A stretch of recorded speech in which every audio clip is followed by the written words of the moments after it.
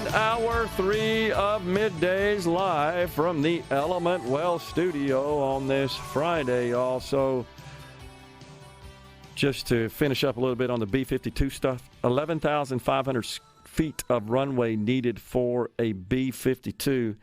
And I did look up Beale Air Force Base, and I almost said this, Will, but I didn't want to speak until I verified. It is, in fact, I looked up their runway, 12,000 feet, B-52 Air Force Base.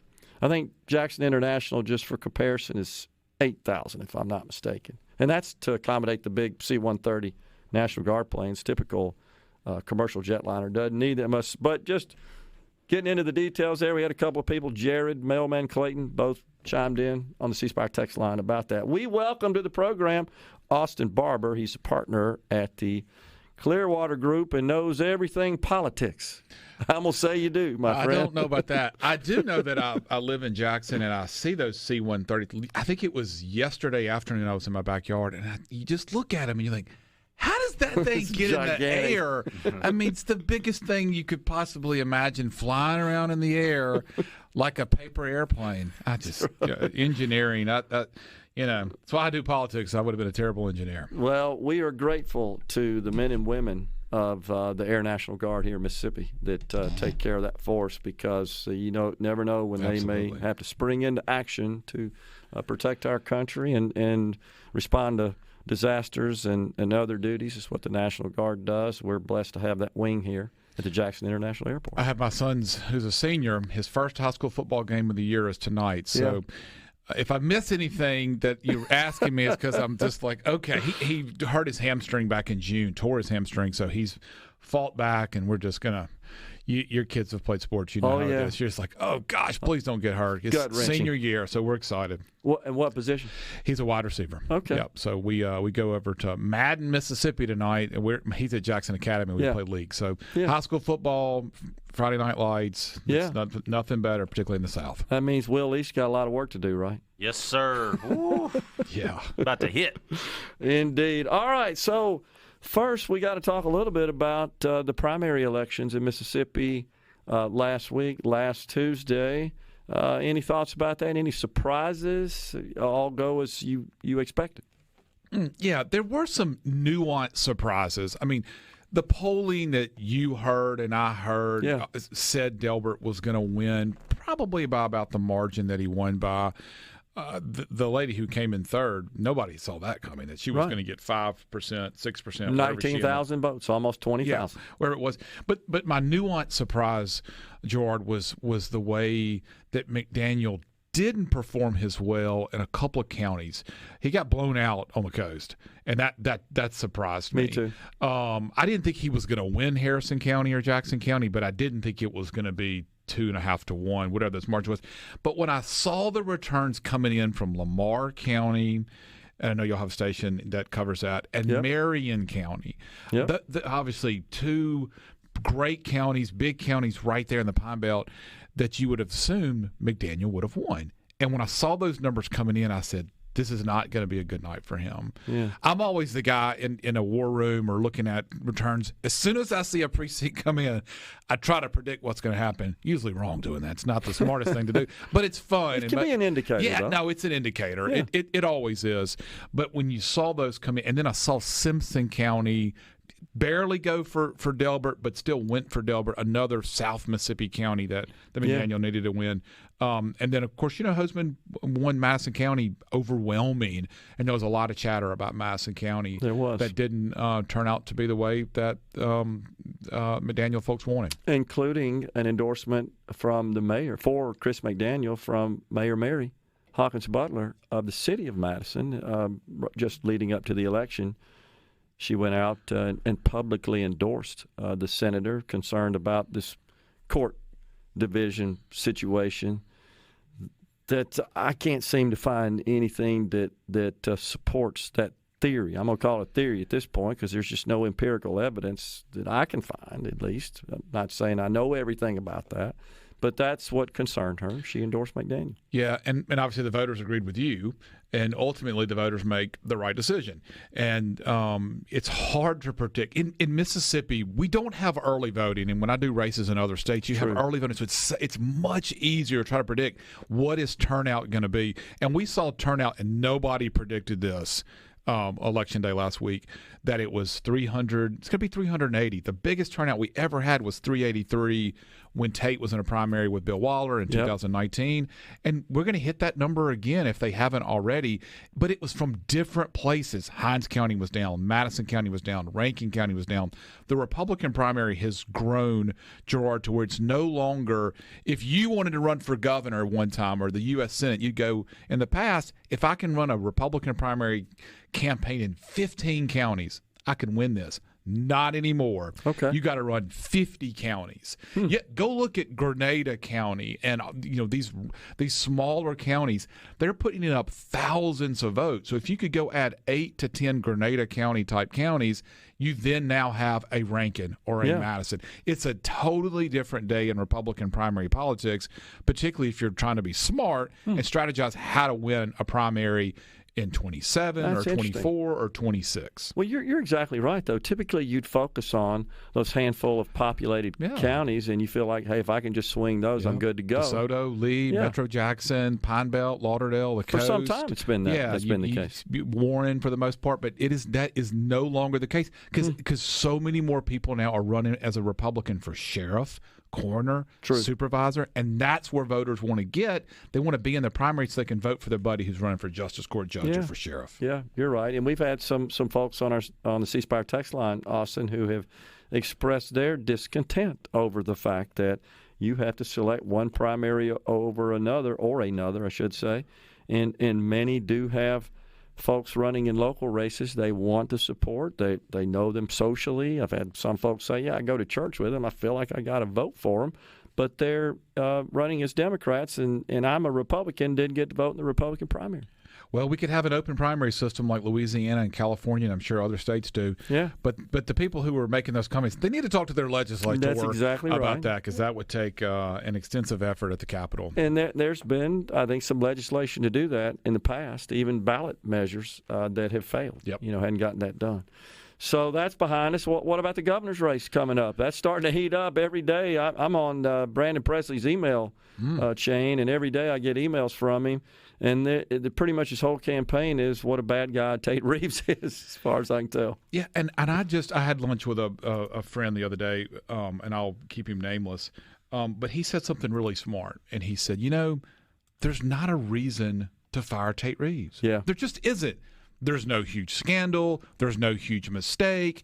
There's just nothing. You go look at his job numbers. You look at the education numbers, the Mississippi Miracle that your friends at the New York Times and the Wall Street Journal and the LA Times are writing about. Yeah. So they're from education to what they're doing on jobs numbers, to tax cuts, to workforce development. All positive. It is all positive.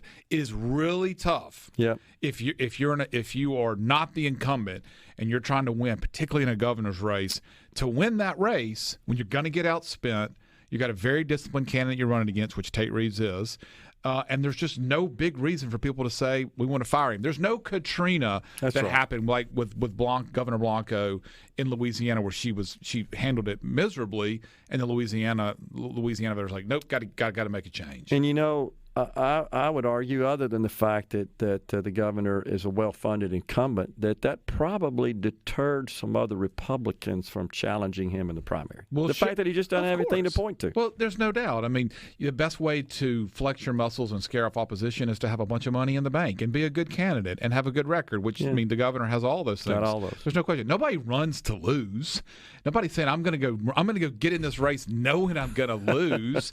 And when you go see this guy's the incumbent, he's got $10 million in the bank. He really understands policy. I'm not going to be able to get to the right of him on conservative issues because he's a true common sense conservative. It just makes it very difficult. And look, I think Brandon Presley is a better candidate than Jim Hood was. I agree. Jim Hood has more name ID. Jim Hood won 2 or 3, I can't remember, tough statewide races, and Presley hasn't done that. Yeah. So It's just an uphill battle for Brandon Presley, and there's no question that the governor is the favorite in that race. He's also, as you know, trying to define himself as a moderate and to some extent distance and detach himself from the National Democrat Party and their agenda. On the other side of the break, I'll ask you how he's doing with that, because I got an email here just a couple hours ago that specifically plays into that context. We'll talk about that some more with Austin Barbour, partner with the Clearwater Group. Stay with us.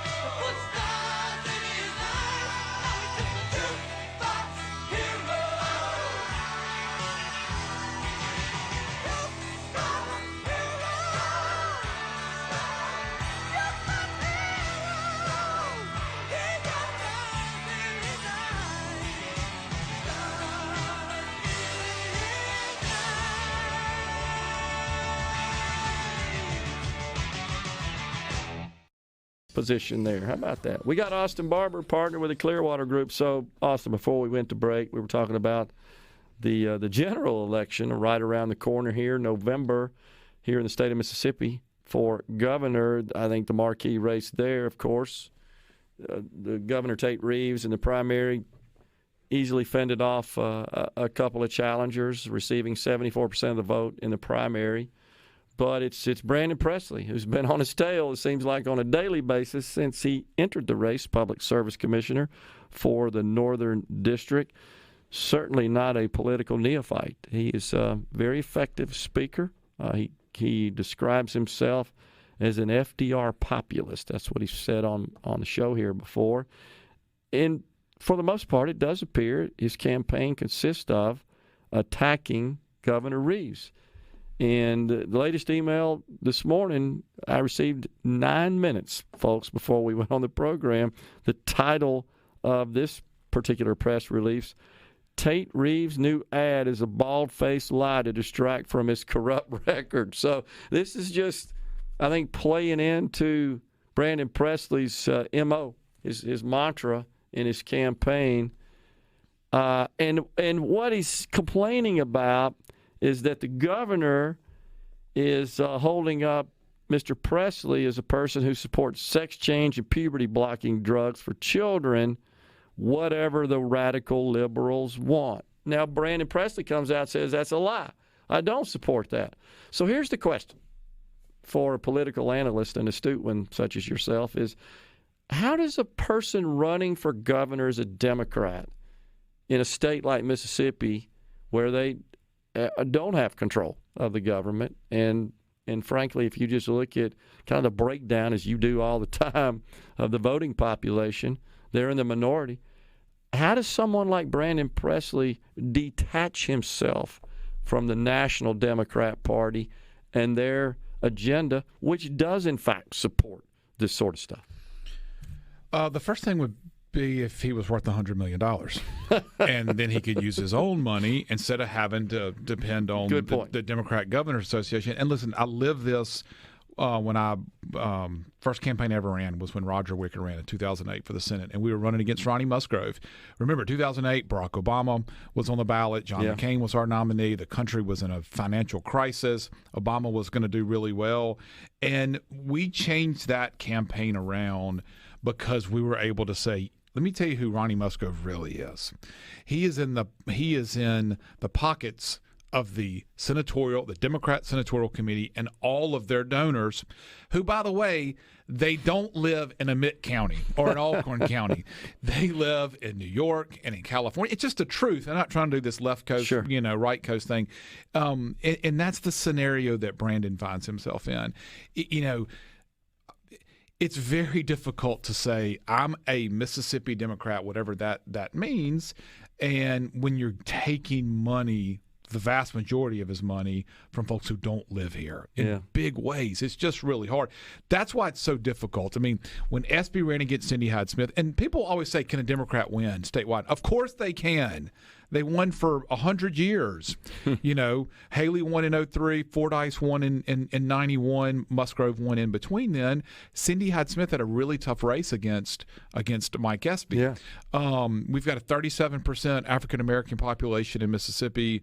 A Democrat absolutely can win in Mississippi. Most of whom are Democrats. Most of whom are Democrats. Yep. That's right.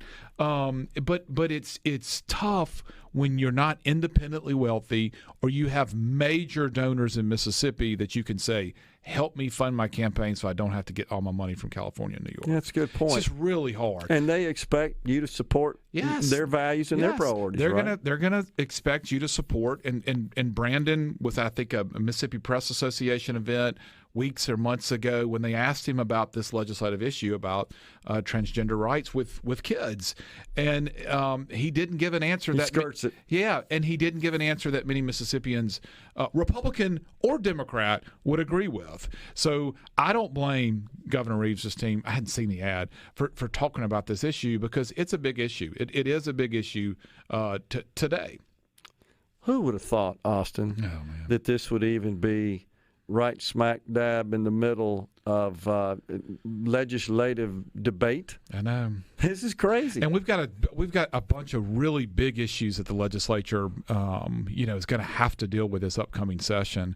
So yeah, I agree. Who would no way to predict these things in the future. So the things that, let's say, Senator McDaniel try to promote as top legislative I don't want to say tried, he did promote as top legislative priorities that I think resonated with his supporters. Elimination of the income tax reform, of course, we got some of that done, didn't get full elimination. The ballot measure process is another one. Let's talk about that one. And the lieutenant governor stayed away from those issues. Well, I think in fairness to Delbert, he came out in support of it. It was towards the end of the session. Support of the ballot measure? Yeah, he did at the end. But the committee chairman was not in favor of moving a bill that the House had agreed to.